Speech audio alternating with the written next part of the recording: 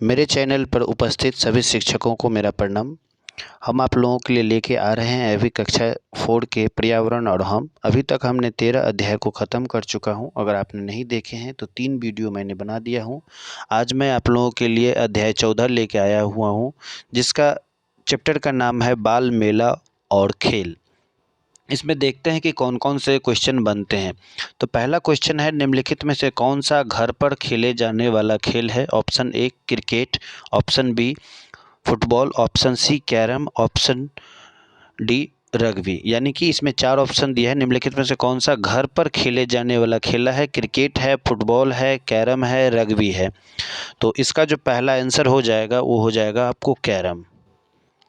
दूसरा क्वेश्चन है, निम्नलिखित में से कौन से घर के बाहर खेले जाने वाला खेल है? ऑप्शन है क्रिकेट, कैरम, लूडो, चेस। तो इसका आंसर हो जाएगा क्रिकेट। बहुत ही आसान क्वेश्चन है। तीसरा क्वेश्चन देखते हैं, निम्नलिखित में से एक टीम में खिलाड़ियों की संख्या क्या होता है? क्रिकेट के एक टीम में खिलाड़ियों की संख्या कितनी होती है? तो बहुत से लोग अगर क्रिकेट प्रेमी होंगे तो उनको पता होगा कि क्रिकेट के एक टीम में खिलाड़ियों की संख्या कितनी होती है। तो हम आपको बता दें कि इसका जो आंसर हो जाएगा 11 हो जाएगा। अब हम बात करेंगे, चौथा है कि ऐसा स्थान जहां क्रिकेट मैच का आयोजन किया जाता है उसे क्या कहते हैं? खेत, चिड़ियाघर, मंदिर या स्टेडियम। बहुत ही आसान क्वेश्चन है, तो इसका आंसर हो जाएगा आपको स्टेडियम। अब हम बात करेंगे क्वेश्चन नंबर 5, शतरंज में कुल कितने खिलाड़ी होते हैं? तो आपको पता है कि शतरंज में जो है सिर्फ 2 खिलाड़ी होते हैं, जो कि बहुत ही आसान क्वेश्चन भी है और चैप्टर में ऐसा दिया हुआ है, तो हम अपने तरफ से इसमें कुछ भी पावर जनरेट नहीं कर सकते हैं। जो क्वेश्चन है उसी को लेके हम लेके आए हैं। अगला क्वेश्चन है, फुटबॉल किससे खेला जाता है? हाथ से, पैर से, सिर से, गर्दन से। देखिए बहुत ही आसान क्वेश्चन है, तो इसका आंसर हो जाएगा पैर से। अभी जो सिलेबस आप लोग जो बिहार विद्यालय के द्वारा जो आप देखे होंगे, बीपीएससी के जो पहला ट्री 1 और ट्री 2 हुआ था, उसमें आपको साफ साफ बताया गया था कि जो है जिस जिस लेवल के जो टीचर होंगे उसको उसी लेवल के पूछे जाएंगे। तो सबसे पहले आप लोग जो है आप एक काम करेंगे कि जो भी किताब जो टीचर जिस लेवल के है उस किताब को सबसे पहले पढ़ लेंगे। इसलिए हम आप लोगों के लिए नीचे 4, 5, 6, 7 करके ऐसे सभी पर्यावरण हो, चाहे हमारी दुनिया हो, सामाजिक आर्थिक हो, चाहे हिंदी हो, उसका जो है क्वेश्चन हम लोग के आ रहे हैं। तो आप लोग हमारे चैनल पे बने रहिएगा। अगला अध्याय है अध्याय 15वां। 15वां अध्याय है आसपास की सफाई। 15वां अध्याय का नाम क्या है? आसपास की सफाई। इसमें कौन कौन से क्वेश्चन बन सकते हैं? तो क्या कहता है, क्या कचरा फैलाना सही है? तो हम लोग जानते हैं कि कचरा फैलाना सही नहीं है, तो इसका आंसर हो जाएगा 2 आंसर हो जाएगा। अगला क्वेश्चन है कि कूड़े कचरे से निपटने का सबसे सही तरीका क्या होना चाहिए? तो कूड़े कचरे से निपटने का सबसे सही तरीका क्या होना चाहिए? तो उसको क्या करना चाहिए कि गड्ढे में गाड़ देना चाहिए, ना को उसको जलाना नहीं चाहिए, फेंकना नहीं चाहिए, जल में भी फेंकना नहीं है। हमको क्या करना है कि उसको गड्ढे में डाल देना है। अब हम बात करेंगे क्वेश्चन नंबर 3 पे कि बाजार से सामान लाने के लिए किस थैली का प्रयोग करना चाहिए? तो आपको पता है कि कपड़े का की, प्लास्टिक की या दोनों की। तो कहा जाता है कि बाज़ार से सामान लाने के लिए किस थैली का प्रयोग करना चाहिए? तो इसका जो है आंसर हो जाएगा आपको कपड़े की थैली का प्रयोग करना चाहिए। अब अगला क्वेश्चन है कि हमें कचरा कहाँ फेंकना चाहिए? कहीं भी, कूड़ेदान में, खुले स्थान पर, सड़क पर। देखिए बहुत ही आसान क्वेश्चन है। हमें कचरा कहाँ फेंकना चाहिए? तो कूड़ेदान में फेंकना चाहिए। इस सब क्वेश्चन पे मैं टाइम नहीं लूँगा। अगला क्वेश्चन है, निम्नलिखित में से किसका पुनःचक्रण नहीं किया जा सकता है? यानी इसमें से किसका पुनःचक्रण जो है नहीं किया जा सकता है? शीश का, लोहा का, कागज़ का या सैनिटरी पैड का। तो जो पुनःचक्रण का मतलब होता है कि फिर से उसको किसी नए रूप में ढाल के फिर से उपयोग करना। शीशा का हम लोग नए रूप में जो है प्रयोग कर सकते हैं, कागज़ को भी प्रयोग कर सकते हैं, लोहा का भी प्रयोग कर सकते हैं। लेकिन जब बात सैनिटरी पैड की होगी तो उसका हम लोग एक ही बार इसका उपयोग करते हैं। अब हम बात करेंगे अध्याय 16। अध्याय 16 में क्या कहता है?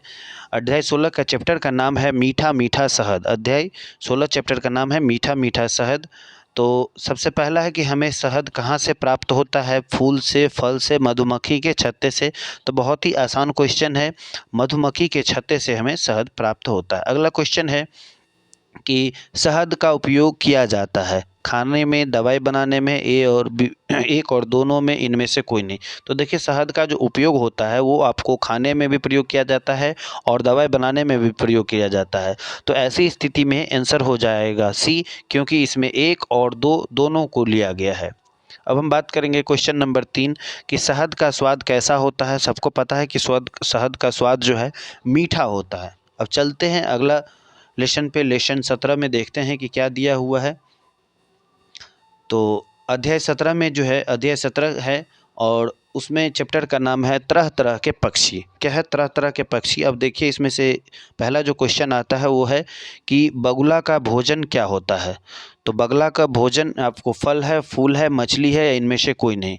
तो जो इसका आंसर हो जाएगा आपको, बगुला का मुख्य भोजन क्या है। तो बगला का मुख्य भोजन क्या है? मछली है।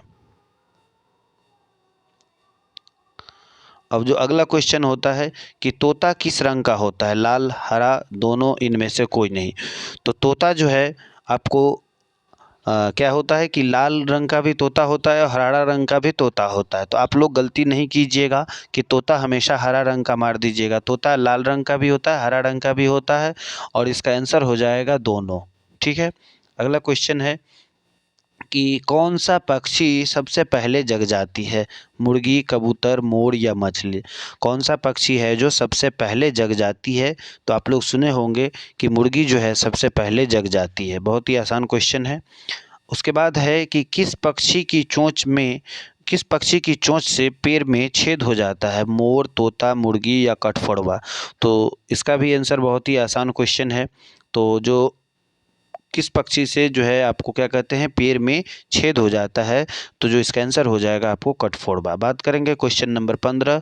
बहुत ही आसान आसान क्वेश्चन है, इसलिए थोड़ा जल्दीबाजी में बना देते हैं कि ताकि आप लोग का टाइम बर्बाद ना हो। किस पक्षी की चोंच का रंग हल्का पीला होता है। किस पक्षी की चोंच का रंग हल्का पीला होता है, गरुड़, मुर्गी, मोर या मधुमक्खी। देखिए ऐसे ही क्वेश्चन अगर आप लोगों को दे दे तो थोड़ा सा इसमें आप लोगों को परेशानियाँ हो सकती है आंसर देने में। इसलिए कोई भी क्वेश्चन छोटा बड़ा नहीं होता है, आप लोग एक स्टेप वाइज पढ़िएगा तो सभी आसान हो जाएंगे। तो किस पक्षी को चोंच का रंग हल्का पीला होता है। तो इसका आंसर हो जाएगा गरुड़ के जो चोंच होता है उसका हल्का रंग जो है पीला होता है। अब हम बात करेंगे कुछ अध्याय 16 का। अध्याय 16 में क्या है, जंगल में पिकनिक। एक चैप्टर है जंगल में पिकनिक और पहला क्वेश्चन क्या है कि निम्नलिखित में से कौन सा एक पालतू जानवर है। कुत्ता है, लोमड़ी है, शेर है, छिपकली है। बहुत ही आसान क्वेश्चन है कि कुत्ता जो है एक पालतू जानवर है, इसमें कहीं कोई दिमाग लगाने की ज़रूरत नहीं है।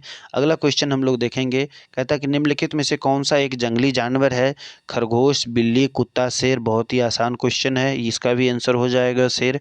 अब हम बात करेंगे क्वेश्चन नंबर 3, कहता है निम्नलिखित में से किस जानवर का उपयोग सवारी के लिए किया जाता है। तो बहुत ही आसान, इसमें ऑप्शन भी दिया हुआ है। घोड़ा का उपयोग हम लोग सवारी करने के लिए करते हैं। चलते हैं अब अगले क्वेश्चन के लिए। अगला क्वेश्चन है कि निम्नलिखित में से कौन सा जानवर सामान ढोने में उपयोग किया जाता है, बैल, घोड़ा, ऊंट या सभी। तो देखिए इसका जो है आंसर हो जाएगा, इसका आंसर आपको हो जाएगा सभी, क्योंकि बैल का भी प्रयोग सामान ढोने में करते हैं, ऊंट का भी प्रयोग करते हैं, घोड़ा का भी प्रयोग करते हैं। तो इसलिए इसका आंसर हो जाएगा सभी। और आज के क्वेश्चन आज के वीडियो का लास्ट क्वेश्चन है, निम्नलिखित में से किस पशु के खुर में नाल लगाई जाती है।